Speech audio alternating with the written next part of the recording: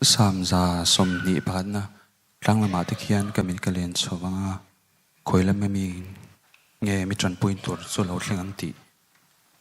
base mang khan alpa fak na karon ne nge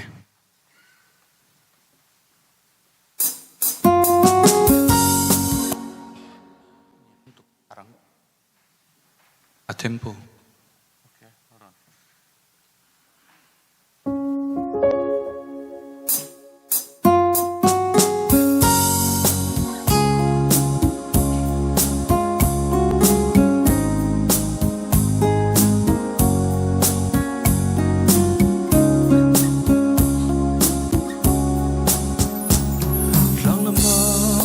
Khian kamit kalenang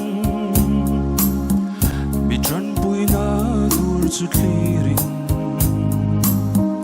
mitran puina tur te chu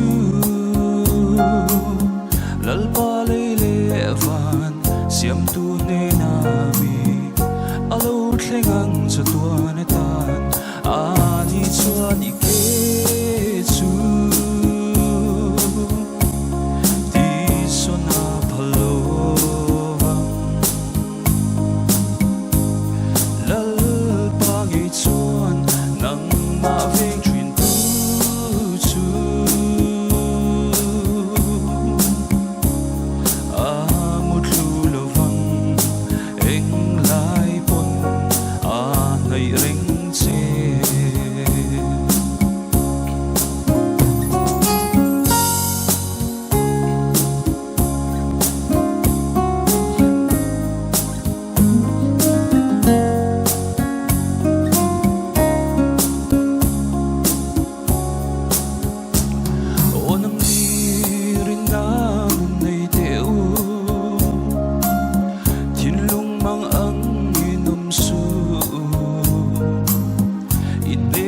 ka